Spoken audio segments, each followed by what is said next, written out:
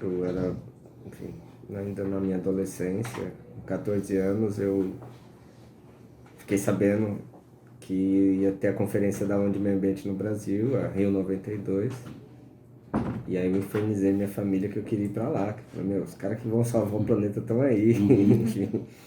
E foi muito louco que eu consegui sair do interior de São Paulo e até o Rio de Janeiro, participar da conferência. E conheci muita gente. E a partir de então comecei a militar, ainda na adolescência, dentro dos movimentos ambientais, com 14 anos. Comecei a participar do Greenpeace, que estava entrando no Brasil, da SOS Mata Atlântica, que estava se fortalecendo, né? Se consolidando como uma ONG importante. Com 16 anos, eu percebi que lá no meu interior lá não tinha ninguém trabalhando com isso, atuando nessa área. Eu acabei montando uma organização local, que acabou crescendo depois. Isso em Bauru? Em Bauru, o Instituto Vidago. A gente começou, enfim, trabalhando, recuperando as nascentes, replantando, lutando pelo cerrado lá no interior de São Paulo. Comecei a atuar como voluntário da prefeitura na Secretaria do Meio Ambiente lá de Bauru. Fui estagiário voluntário por quase 4 anos. E aí eu comecei a perceber que a gente queria aprovar algumas coisas, criar algumas áreas protegidas. Na época eu ajudei a montar um código ambiental para a cidade. E aí eu percebi que era muito difícil essa parte da política, essa parte de poder conseguir levar para uma Câmara Municipal um tema que as pessoas não estavam acostumadas a discutir meio ambiente. E eu acabei saindo candidato com 18 anos. Não entrei. Primeira eleição faltaram 12 votos, mas foi importante para mim. Enfim, eu não sabia direito o que o vereador fazia. Continuei trabalhando no meio ambiente, fui trabalhar num monte de instituição, fui terminar a faculdade, continuei me envolvendo. Acabei criando, na época, no começo da internet ainda, acabei criando um programa muito bacana de recuperação da Mata Atlântica pela internet. Era um site que as pessoas clicavam, aparecia a marca de uma empresa que patrocinava o plantio de uma árvore. Era o Clique Árvore. E foi muito bacana, porque esse projeto cresceu demais e nós chegamos a plantar 40 milhões de árvores com esse projeto. Foi o maior projeto de reflorestamento do Brasil até hoje. Enfim. Aí fui eleito vereador com 22, depois fui reeleito, bati o recorde na minha reeleição, depois fui eleito prefeito e fui reeleito prefeito. Mas sempre trabalhando na área de meio ambiente, sempre com essa questão paralela, né? Fiz mestrado sobre o Cerrado do Estado de São Paulo e participo de um monte de instituição e eu estou aqui agora, né, com esse desafio enorme de discutir aqui na Câmara dos Deputados um tema que no Brasil ainda é super controverso. O Brasil está na contramão do mundo, enfim, nessa questão. Eu nunca imaginei que a gente fosse ter que rediscutir coisas que já foram tão discutidas ao longo do tempo nessa área. Então, eu achava que os retrocessos principais ficariam restritos à área de controle social, porque ao longo do tempo, isso não é só na área ambiental, ao longo do tempo as políticas públicas passaram a ser construídas de forma participativa. Então nós tivemos no final dos anos 80, anos 90, a criação dos conselhos. Todas as cidades criaram conselhos municipais, os conselhos estaduais, conselhos nacionais, para todos os tipos de temas diferentes. Depois nós tivemos um momento das grandes conferências, que começa lá no governo Lula, enfim, conferências para discutir educação, saúde, meio ambiente, enfim. E mais recente é a questão dos planos participativos, né? O plano diretor é participativo, plano de saneamento, plano de resíduo, plano de Mata Atlântica, enfim, e isso também em outras áreas, plano de educação, plano de saúde, enfim. Tudo isso acontecia com muito controle social e a gente vê que logo de cara o governo já acaba com todos os colegiados, todos os conselhos, enxuga ao máximo, aqueles obrigatórios criados por lei o governo não consegue, mas muda todo o formato, né? Então, Conselho Nacional do Meio Ambiente, enfim, virou um bingo agora para você fazer parte do conselho. O Conselho Nacional de Recursos Hídricos, agora semana passada aconteceu a mesma coisa e pouco se ouviu falar sobre isso. Eu achava que estava restrito ao controle social, que já é um problemaço, né? O mundo avança num sentido de informação livre, transparência, com muito controle social. E o Brasil está retrocedendo nisso. Mas a gente está tendo retrocesso em outras áreas, né?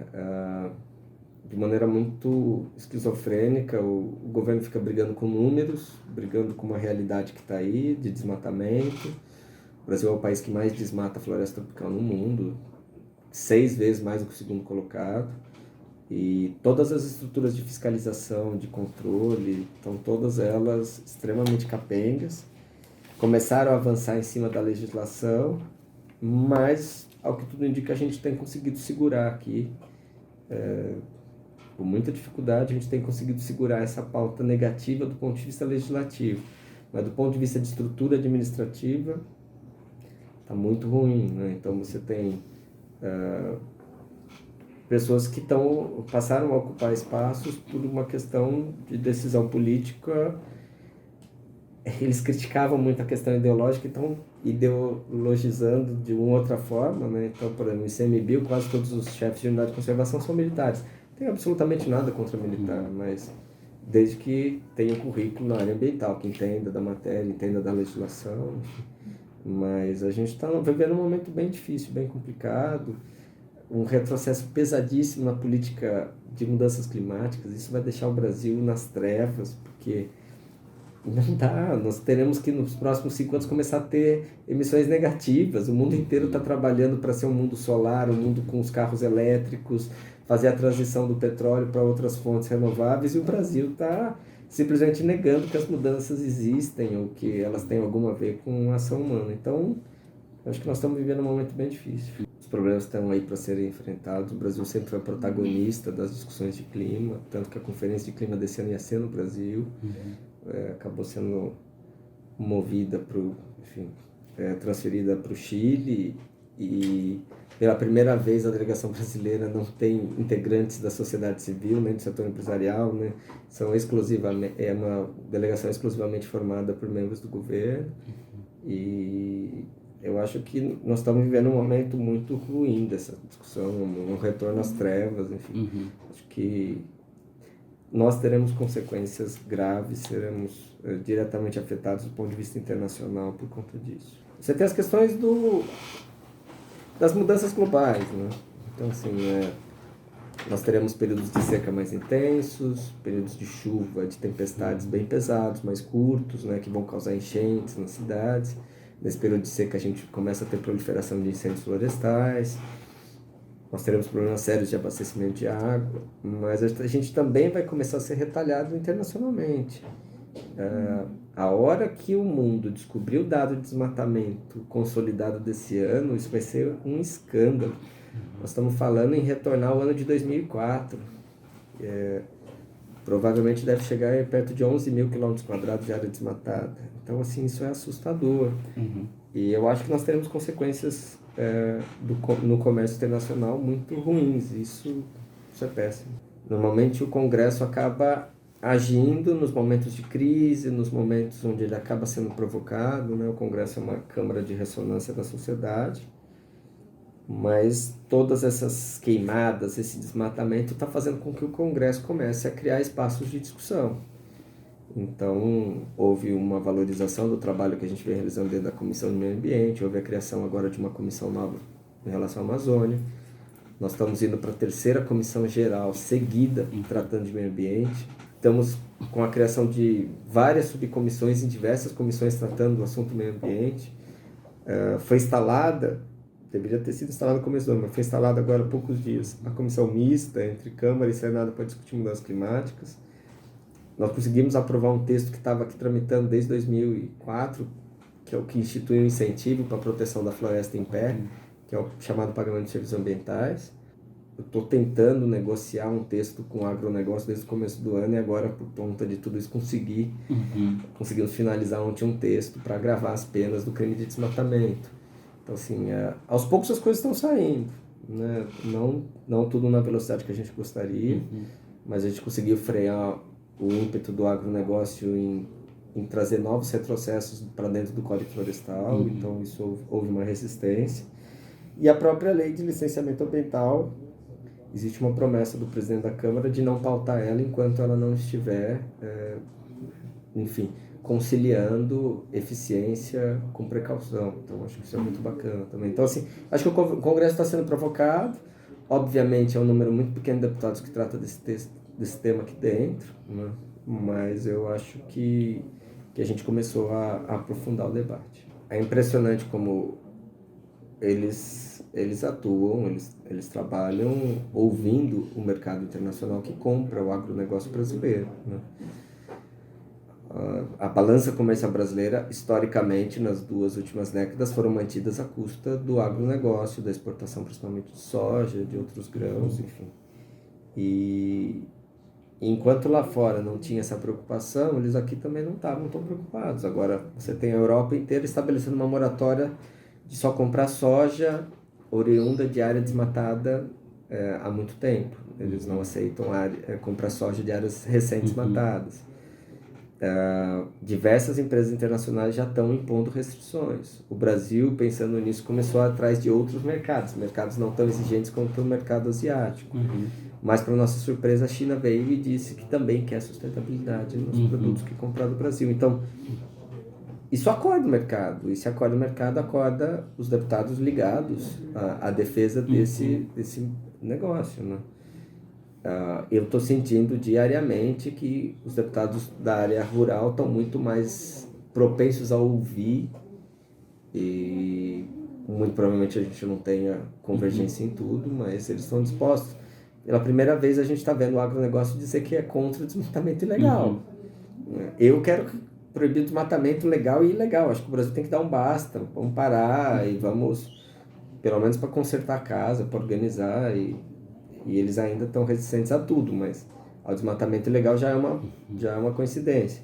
Estamos tentando elaborar em conjunto um texto para botar fim às grilagens de terra, que é um problemaço ainda na Amazônia. Você tem quase 20% da Amazônia ainda terra pública não destinada, e é onde concentra grande parte do desmatamento. E o agro está sentando na mesa, estou achando muito louco isso, né? Eu nunca imaginei que eu ia conseguir sentar com eles, discutir e ser ouvido.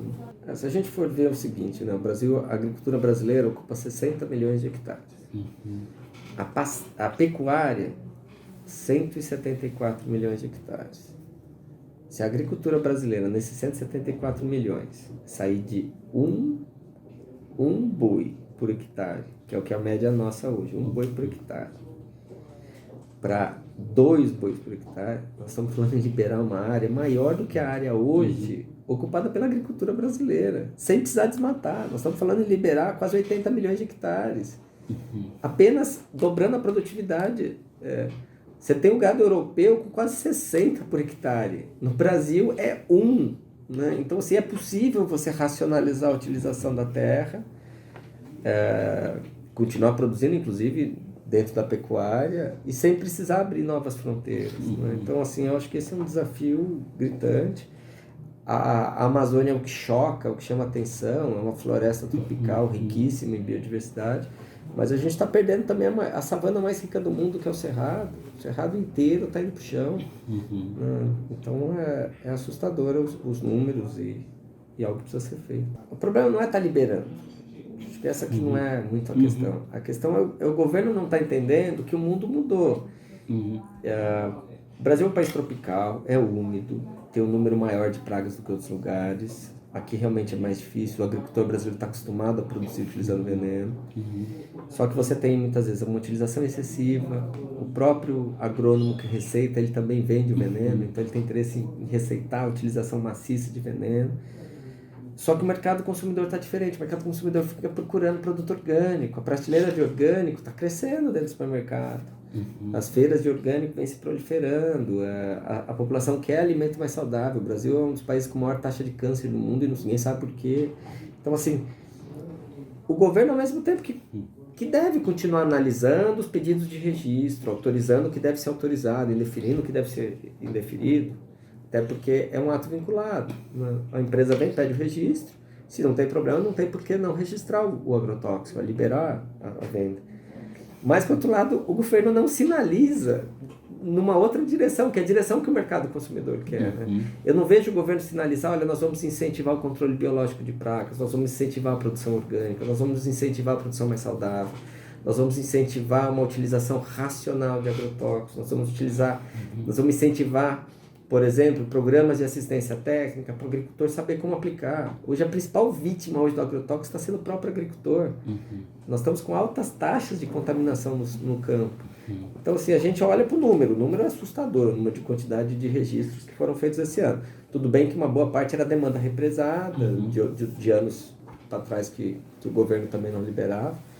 Mas a gente gostaria de ver o governo também olhando para onde está o mercado consumidor. As pessoas que vão no mercado, as pessoas estão procurando uma banana mais limpa, estão procurando um pimentão sem veneno, enfim, eu acho que essa que eu acho que é a grande pegada.